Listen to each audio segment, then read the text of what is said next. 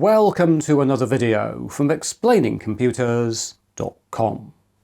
This time we're going to take a look at this, the Orange Pi RV2.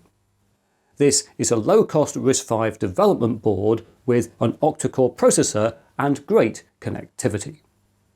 So let's go and take a closer look.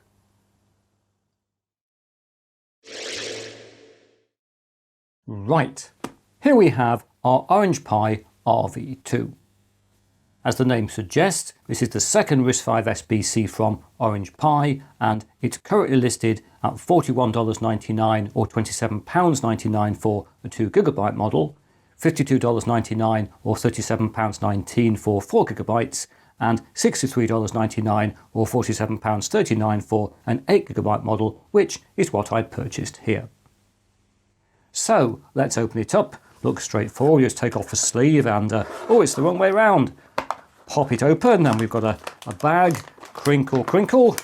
Get it out. Is it sealed? It is. We'll have to bring in Mr. Scissors waiting over here. Cut through the bag and that'll get us in. And there we are. And yes, here is our new RISC-V single board computer with, as we can see, an external antenna already connected to the board.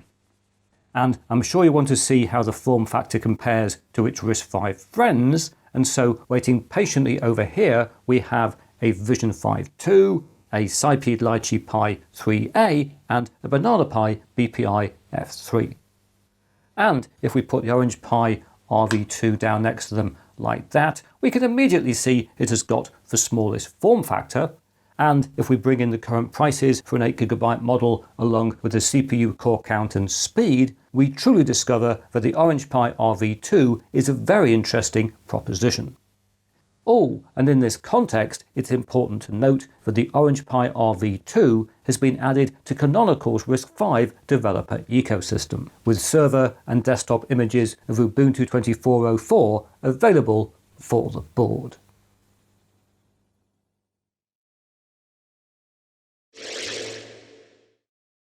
At the heart of the Orange Pi RV2 we have a Ki-X1 SoC which has 8 RISC-V cores clocked at up to 1.6 GHz.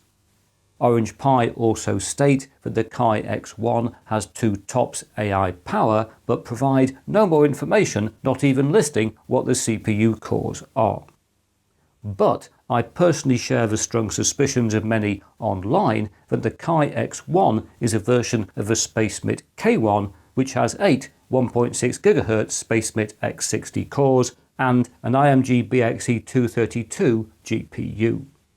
And if this is the case, it would mean that the Orange Pi RV2 has pretty much the same RISC-V SoC as the Banana Pi BPI F3 and the Lychee Pi 3A, but at a much lower price. What we do know for certain is that on one side of the SoC on this particular board we have 8GB of low-power DDR4X RAM, and across from it on the other side a wireless module that offers Wi-Fi 5 and Bluetooth 5.0. Also on this edge we're blessed with a 3.5mm audio input-output jack, a power key and 2 4-lane MIPI CSI connectors for hooking up cameras. And there's also one of those teeny tiny connectors for the wireless module antenna. Meanwhile, on the other long edge we have a Type-C USB port to power the board with a 5V input at up to 5 amps being required. So the RV2 will work fine with a Raspberry Pi 5 power supply. We also have 4 USB Type-A ports, 3 of which are USB 3 and 1 USB 2 which can work in both host and device modes. And we also have a full-size HDMI connector and 2 1GB Ethernet connectors, so there's a lot to like. Rotating 90, on the first short edge we find a 2230 M.2 connector, that's M-keyed and can take an NVMe SSD. And behind this is also a 3-pin UART connector and a 4-pin header for adding an extra USB 2 port. And spinning 180 on the final edge there's a 26-pin GPIO connector, boot and reset buttons, and a 2-pin connector for a real-time clock battery. But things don't end here. No, they don't. For if we flip the board over, and it has given me permission to do that, we find many exciting things underneath. Not least, we've got a MIPI DSI connector for connecting an LCD panel, and we also find 3 storage connectors. And these comprise a classic microSD card slot, along with an eMMC module connector and a 2280 M.2 connector. And this again is M-keyed and can take an NVMe SSD. And so, just like the Lychee Pi 3A, this board can take 2 NVMe SSDs. And with these plus microSD and the eMMC slot, not to mention the twin Ethernet ports, this presents many NAS and server possibilities. Oh, and it is worth noting though that only the M.2 slot on the bottom of the board, this one, can be booted. You can't boot from the NVMe slot on the top of the board. And so there we are, the Orange Pi RV2. And I think it's now high time to get it up and running.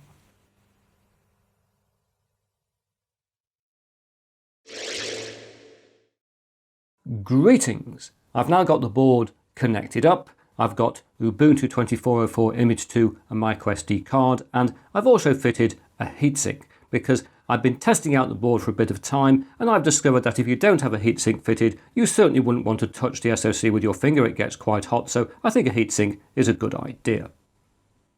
So let's turn on the power.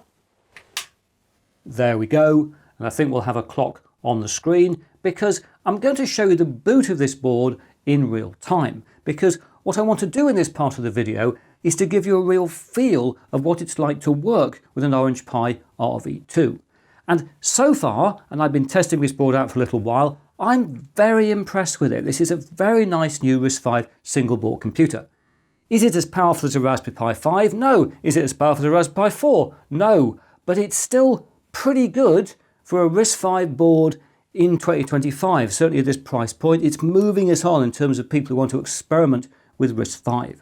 And be aware this is not my first boot, but the only thing I've done to the operating system we're about to see is to do a bit of scaling so it reads better on video. What we're basically looking at here is exactly what you get when you image Ubuntu 2404 to a microSD card and boot it up on the Orange Pi RV2.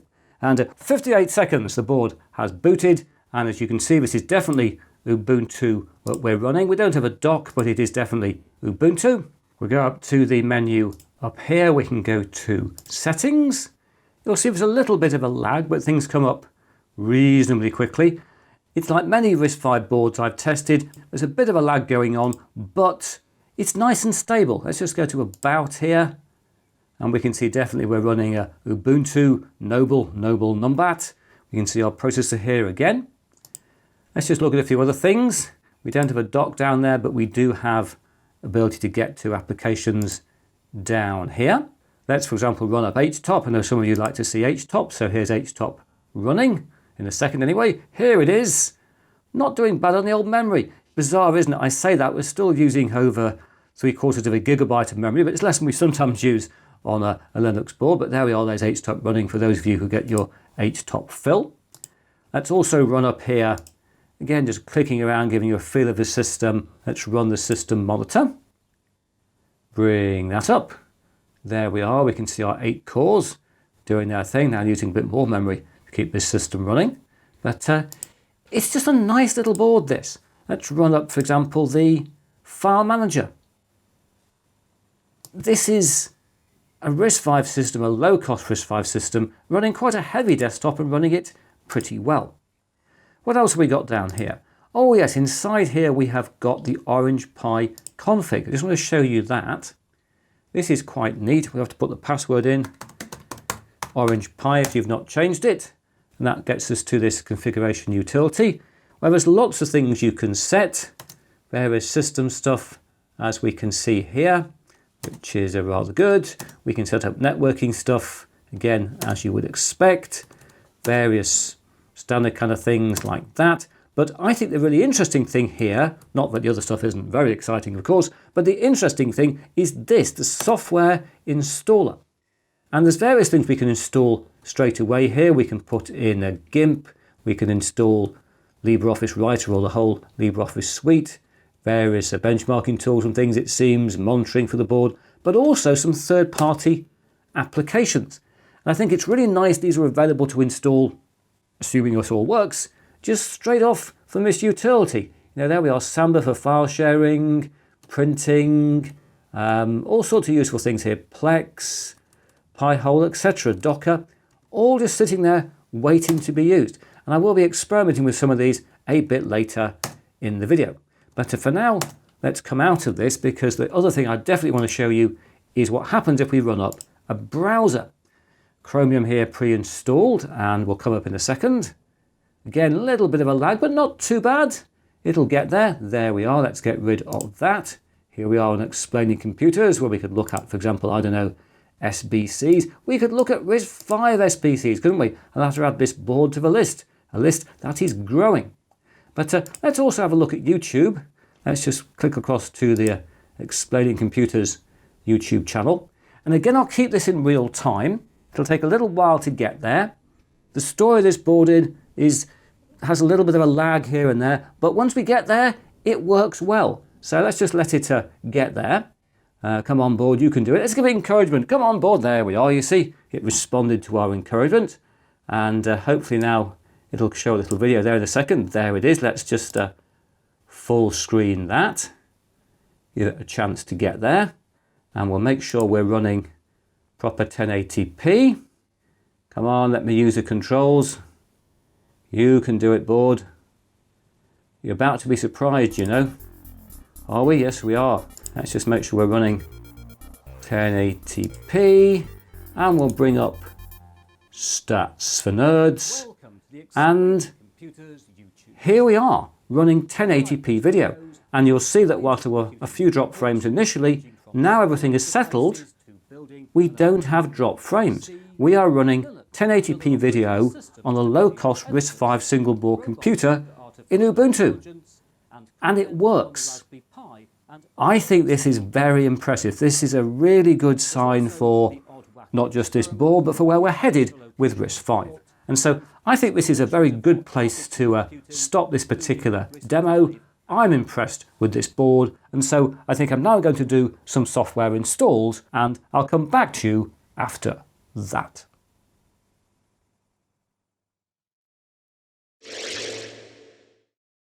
Right, here I am back again, and Ubuntu is now a little bit more responsive as I'm now running it from an SSD. This is a Crucial P3 that I fitted under the board, and it was very easy to set up with no requirement to alter the bootloader as on some RISC-V boards.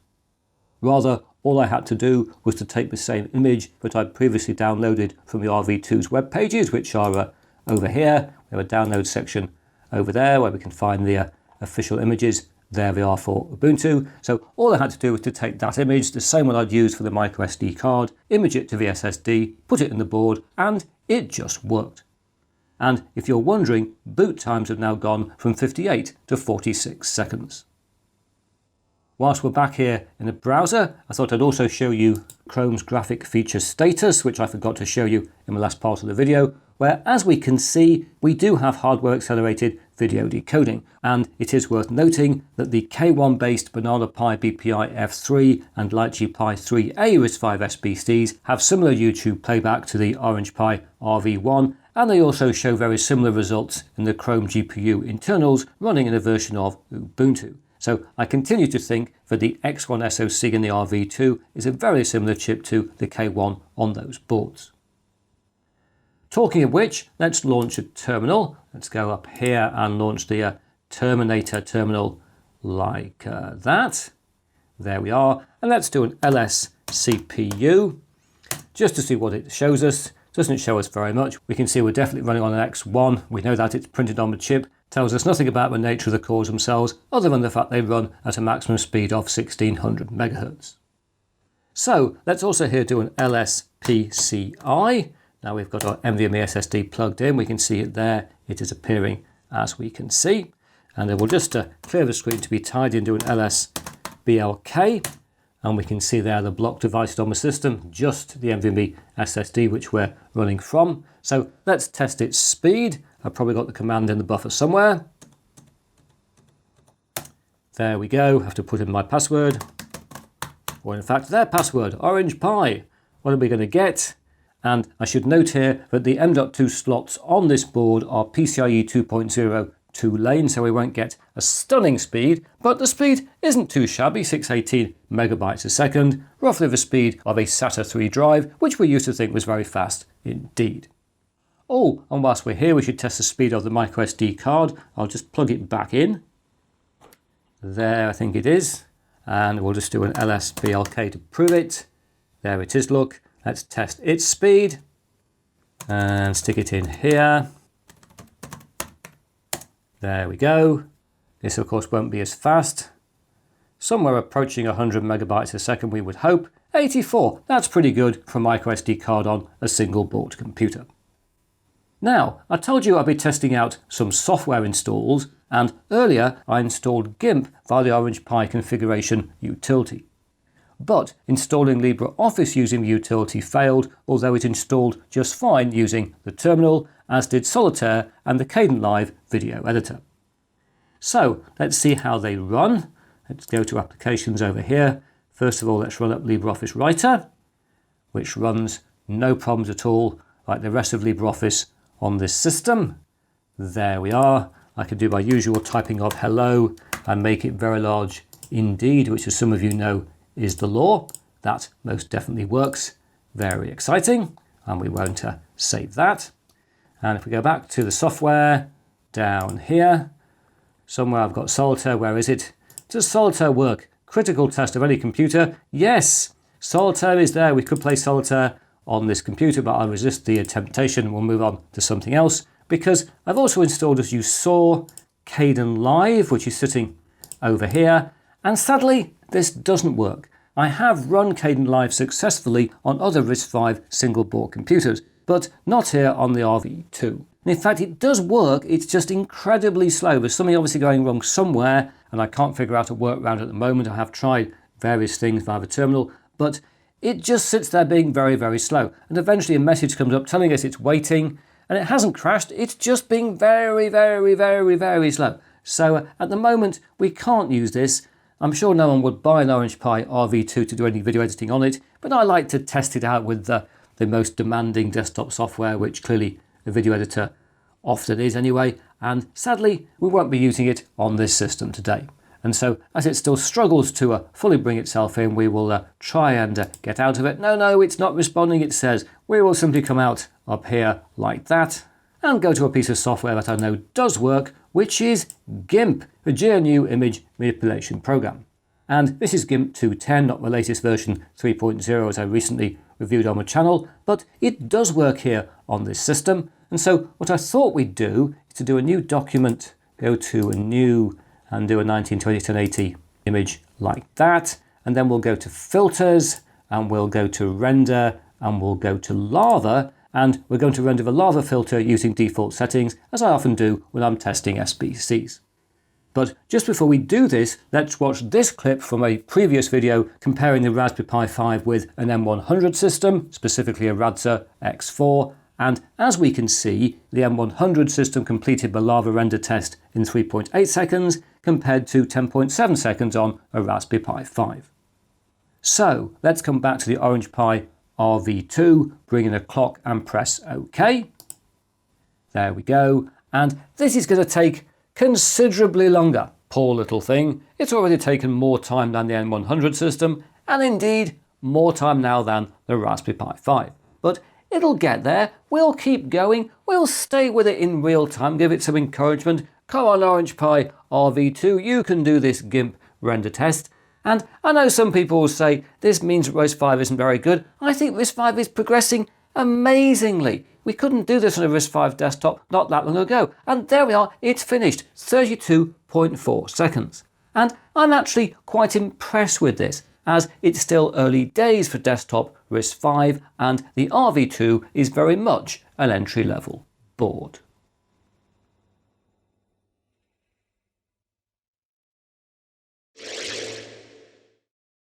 The Orange Pi RV2 is a very nice RISC-V single board computer. Not least, it's powerful for RISC-V SBC at its price point, and it's also very easy to set up running the latest LTS version of Ubuntu. And I therefore suspect that many enthusiasts may adopt this board as their first RISC-V SBC. The RV2 will also be back on this channel fairly soon because I've decided to make a comparison video pitting this board against 4 other RISC-V SBCs, the 3 we saw earlier, as well as the Milk 5 Jupiter. But now that's it for another video. If you've enjoyed what you've seen here, please press that like button. If you haven't subscribed, please subscribe. And I hope to talk to you again very soon.